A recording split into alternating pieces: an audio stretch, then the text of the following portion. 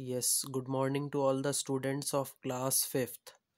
Today we will discuss the new topic, that is profit and loss. Okay? And here we will start this topic with the help of an introduction of this chapter. From where do we get goods needed for our daily use? आखिर हम कहाँ से ये जो goods हैं, ये जो माल है जिसकी ज़रूरत हमको पड़ती है डेली यूज़ के लिए, आखिर हम इसको कहाँ से लेते हैं? We get them usually from the nearby shops. हम इसको जो हमारे घर के आसपास जो भी शॉप्स हैं, जो भी दुकानें हैं, वहाँ से हम इसको लेते हैं। Do you know from where these shopkeepers get these goods? क्या आप जानते हैं कि ये जो शॉपकीपर्स हैं, ये जो दुकानदार हैं, ये वाले गुड्स हैं, ये कहाँ से लेते हैं? So here is your answer. They get them from wholesalers or the factories that produce them.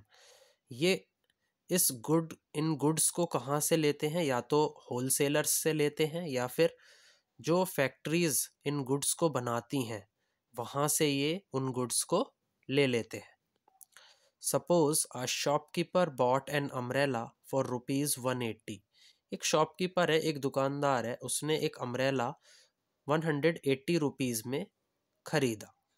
Will he sell it to a customer for ₹180? क्या वही अम्ब्रेला वो बेचेगा अपने कस्टमर को 180 रुपीज़ में? This question arises here. Certainly not. तो वो बिल्कुल भी ऐसा नहीं करेगा। He earns his livelihood from this business only and for that he must have some gain और प्रॉफिट। देखिए स्टूडेंट्स कि वो जो अपना लाइवलीहुड है, जो अपनी रोजी रोटी है, वो अपने बिजनेस से कमा रहा है और इसके लिए he must have some gain और प्रॉफिट, तो वो अपना फ़ायदा देखेगा। So he will try to sell the umbrella from price higher than the price for which he bought it.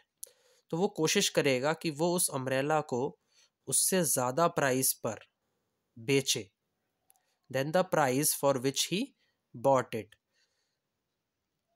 किस प्राइस से ज़्यादा पे बेचे? जिस प्राइस पर वो उसको खरीदेगा।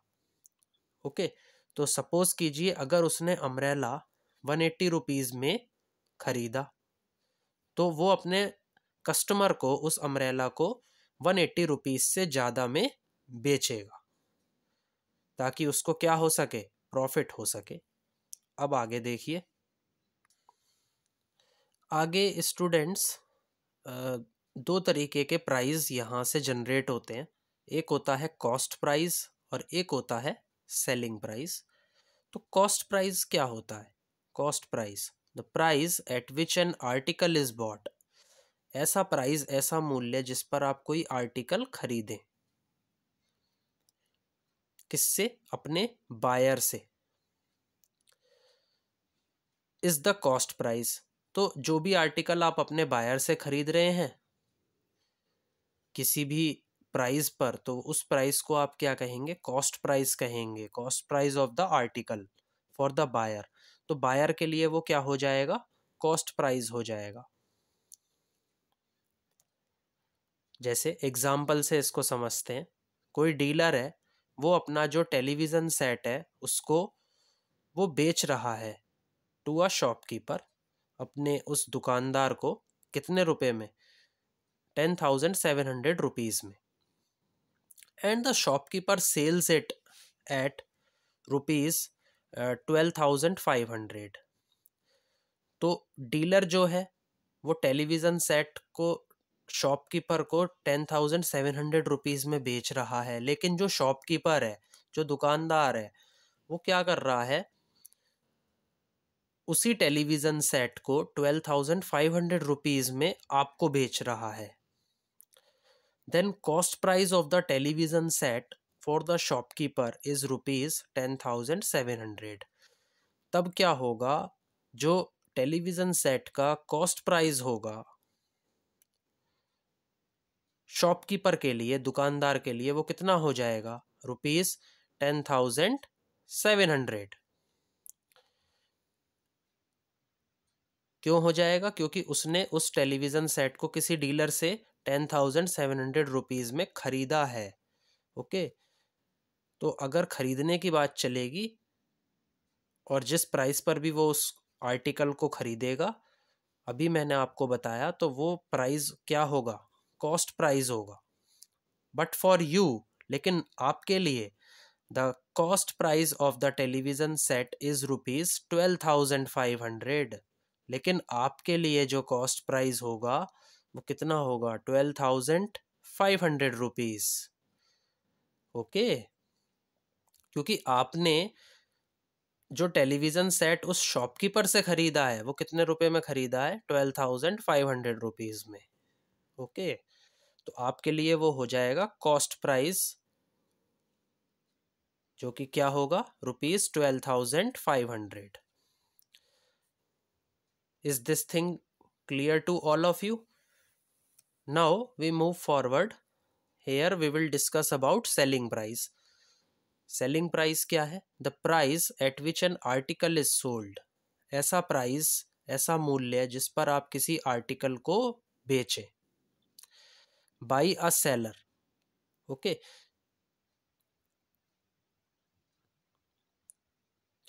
तो वो क्या हो जाएगा? सेलिंग प्राइस हो जाएगा, जिसे आप SP से डिनोट करते हैं, of the article for the seller.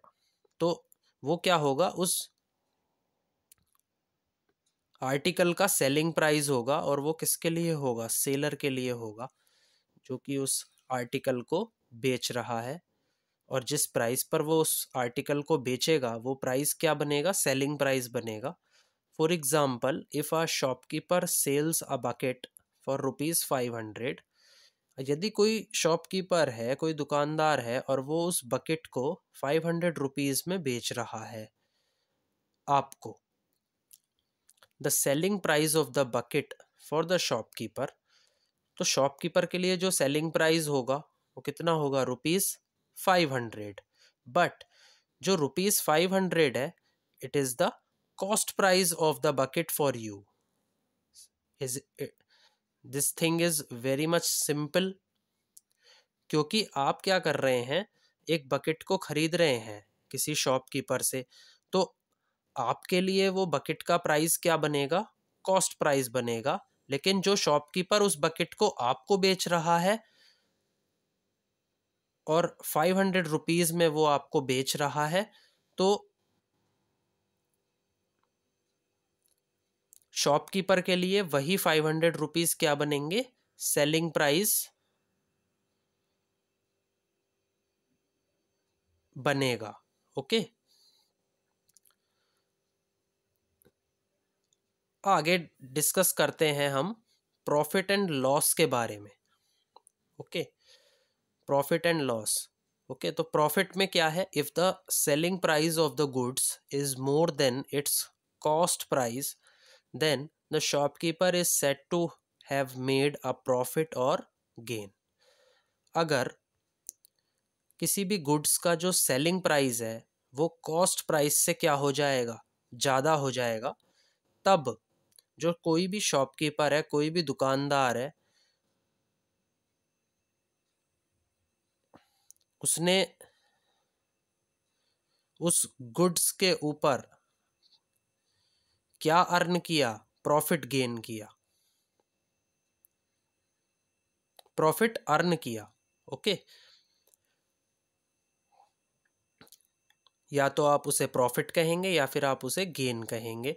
Profit क्या होता है? SP minus CP। Okay, profit का जो सिंपल फॉर्मूला है वो क्या है? Selling price minus cost price. आगे देखिए, आगे डिस्कस करने वाले हैं हम लॉस के बारे में। If the selling price is less than the cost price, यदि जो सेलिंग प्राइस है वो कॉस्ट प्राइस से क्या हो जाएगा, कम हो जाएगा, then it is said that the shopkeeper suffers a loss.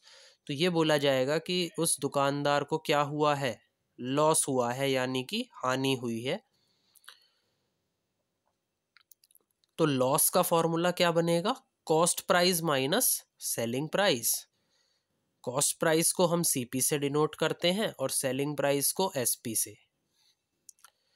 एक नोट डाल करके लिखिएगा, प्रॉफिट और loss always calculated on the cost price. जो प्रॉफिट है और जो लॉस है ये हमेशा कॉस्ट प्राइस के ऊपर ही कैलकुलेट किया जाता है। ये ज़रूरी नोट है, इसको ज़रूर नोट कर लें। आगे देखें, ओवरहेड चार्जेस के बारे में डिस्कस कर लेते हैं। टू रन अ बिजनेस, यदि हमें कोई बिजनेस चलाना है, अ बिजनेसमैन स्पेंड्स मनी, तो एक बिजनेसमैन उस पर पैसा लगा देता है। किस पर, ऑन ट्रांसपोर्टिंग गुड्स। वो क्या करता है, गुड्स को ट्रांसपोर्ट करने में, यानी कि एक जगह से दूसरी जगह ले जाने में कुछ पैसा लगा देता है। उसमें कुछ लेबर चार्जेस आ जाते हैं, सैलरीज आती हैं, इलेक्ट्रिसिटी बिल्स आ जाते हैं, और ये जो आपके एडिशनल एक्सपेंसेस हैं इनको हम कहते हैं ओवरहेड चार्जेस या overhead expenses. So these additional expenses are added to the cost price of goods। जितने भी additional expenses हैं उनको हम cost price के साथ add कर देते हैं while determining profit। जब हमें क्या निकालना होता है, profit निकालना होता है। So how to determine selling price and cost price, कि हम सेलिंग प्राइस और कॉस्ट प्राइस को कैसे डिटरमाइन करेंगे, ये भी हमारे लिए पता होना बहुत ज़रूरी है। The selling price and cost price of the goods are obtained by using the following formulae. Selling price और कॉस्ट प्राइस जो भी होगा गुड्स का, उसको हम इन फॉर्मूलों से प्राप्त करेंगे। जैसे सेलिंग प्राइस क्या होगा, profit plus cost price. Selling price क्या होगा, कॉस्ट प्राइस माइनस लॉस। तो ये सब फॉर्मूले कहाँ से बने हैं, जो अभी हमने ऊपर कुछ फॉर्मूले प्रॉफिट और लॉस के डिस्कस किए थे वहीं से ही ये बन गए हैं। कॉस्ट प्राइस क्या होता है, सेलिंग प्राइस माइनस प्रॉफिट, और कॉस्ट प्राइस क्या होता है, selling price plus loss. Okay, इस तरीके के कुछ फॉर्मूलेज हैं जिनसे आप सेलिंग प्राइस और कॉस्ट प्राइस को डिटरमाइन कर सकते हैं। आगे देखिए, अगला टॉपिक है profit and loss percent. We have following two formulas for calculating profit और लॉस परसेंट। हमारे पास कुछ दो फॉर्मूले होते हैं जिनसे हम क्या कैलकुलेट करते हैं, या तो प्रॉफिट परसेंट या फिर लॉस परसेंट। तो प्रॉफिट परसेंट क्या होता है, profit upon CP multiplied by 100। Loss percent क्या होता है, loss upon CP multiplied by 100। Okay, this is the way in which you calculate profit and loss percent. In the next video, we will discuss some of the questions based on